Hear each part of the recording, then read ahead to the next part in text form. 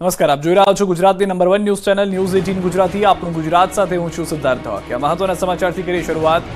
મહાકુંભમાં ભાગદોડમાં 30 લોકોના મોત થયા છે। હાલમાં સત્તાવાર આંકડો જે છે તે જણાવવામાં આવ્યો છે। યુપી પોલીસ તરફથી ગુજરાતના એક શ્રદ્ધાળુનું પણ મોત થયું હોવાની જાણકારી મળી રહી છે। રાત્રે 1 થી 2 વાગ્યાની વચ્ચે સર્જાઈ હતી દુર્ઘટના। ઘાયલોની સારવાર હજી પણ ચાલી રહી છે। ઘાયલોની સારવાર માટે ગ્રીન કોરિડોર બનાવાયો। અત્યાર સુધી 25 મૃતદેહની ઓળખ થઈ ચૂકી છે। બેરિકેડ તૂટવાથી દુર્ઘટના થઈ હોવાનું ડીઆઈજી તરફથી કહેવામાં આવ્યું છે। નાસભાગમાં એક ગુજરાતી શ્રદ્ધાળુનું પણ મોત થયા હોવાની જાણકારી હવે મળી છે। નાસભાગમાં કુલ 60 શ્રદ્ધાળુઓ ઘાયલ થયા। નાસભાગથી 30 લોકોના મોતની વાત ખુદ ડીઆઈજીએ કરી છે। મહાકુંભમાં બનેલી દુઃખદ દુર્ઘટના છે આ, જે હાલમાં જાણવા મળી છે કે નાનકડી ભૂલના કારણે જે તમામ લોકો ત્યાં ઉપસ્થિત હતા તે દરમિયાન ભાગદોડ મચી ગઈ। ग्रीन कॉरिडोर बनाया और एम्बुलेंस के माध्यम से लगभग 90 घायलों को अस्पताल तक पहुंचाया, परंतु इसमें से दुर्भाग्यपूर्ण तरीके से 30 श्रद्धालुओं की दुखद मृत्यु हो गई है। 30 इनमें से 25 की पहचान हो चुकी है और शेष की शिनाख्त की जानी बाकी है। कुछ लोग बाहर के प्रदेशों के भी इनमें से हैं, जैसे कर्नाटक के 4 लोग हैं, असम से 1 है, गुजरात से। અમદાવાદમાં દબાણ હટાવવા મુદ્દે રાજનીતિ શરૂ। કોંગ્રેસના પ્રદેશ પ્રમુખ શક્તિસિંહ ગોહિલે ઓઢવની મુલાકાત લીધી। અન્ય શહેરોની જેમ અમદાવાદના વિવિધ વિસ્તારમાં ખડકેલા દબાણો પર તંત્રે હથોડો ચલાવ્યો।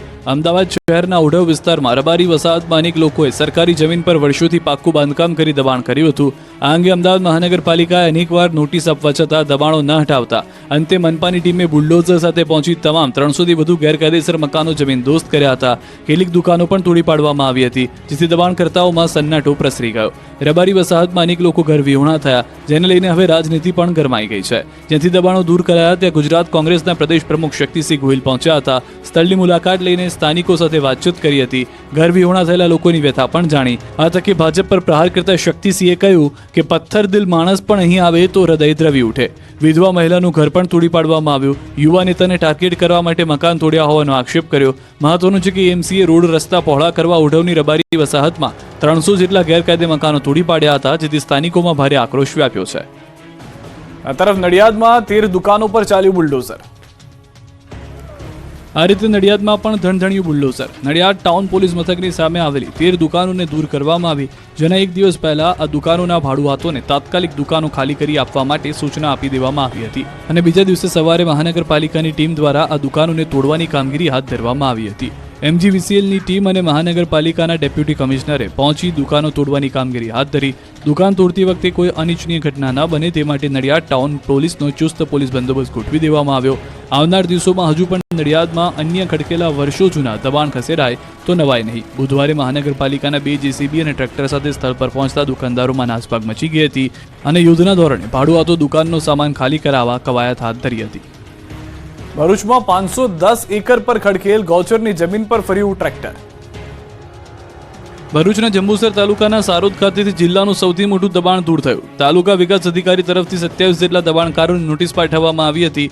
544 એકર પૈકી 510 એકર જેટલી સરકારી ગૌચર જમીન પર દબાણ કરવામાં આવ્યું હતું। દબાણકર્તાઓએ ગૌચરની જમીન પર કપાસ, મગ જેવા પાકનું વાવેતર કરી દેવાયું હતું। આ બાબતે તાલુકા વિકાસ અધિકારીએ સમગ્ર જંબુસર તાલુકામાં આવા ગૌચરના દબાણો દૂર કરવાની અપીલ કરી હતી તથા આવનારા દિવસોમાં આવા તમામ ગામોમાં તપાસ કરીને સરકારી ગૌચર ખુલ્લા કરવામાં આવશે તેવું પણ ટીડીઓ તરફથી જણાવાયું હતું। દબાણકર્તાઓએ ટસના મસ ન થતા અંતે તંત્રએ તવાઈ બોલાવી હતી। 544 એકર જમીનમાંથી 510 એકર જમીનમાં વાવેતરનો નાશ કરી દબાણ દૂર કરવામાં આવ્યું। આ તરફ મોરબી અને ગઢડામાં પણ દબાણનો સફાયો કરવામાં આવ્યો। માળિયા ફાટક સુધી 100 દબાણો દૂર કરાયા।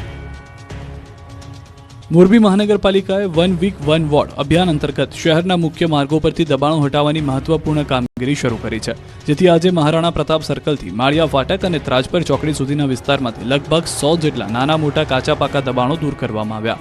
ઓટલા, છાપરા સહિતના દબાણો તોડ્યા। મહાનગરપાલિકાના કમિશનર સ્વપ્નિલ ખરેના નેતૃત્વમાં હાથ ધરાયેલી આ કામગીરી શહેરના 28 કિલોમીટર લાંબા મુખ્ય માર્ગોને દબાણ મુક્ત કરવાના અભિયાનનો એક ભાગ છે।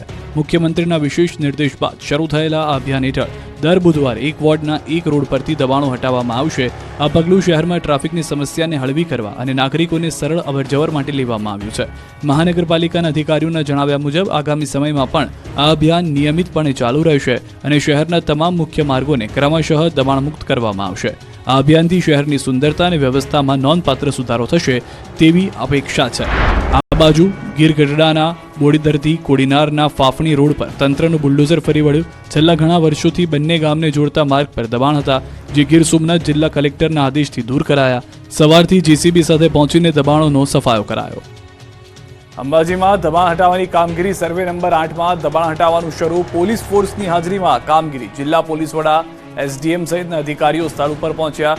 89 કાચા પાકા દબાણો દૂર કરાયા. અંબાજીના ગબ્બર માટે શક્તિ કોરિડોર માટે હાથ ધરાઈ કામગીરી. કોડીનાર ઉના હાઈવે પર ટ્રક અને કાર વચ્ચે ફિલ્મી સીનને પણ ટક્કર મારે તેવો અકસ્માત, 3ના મોત.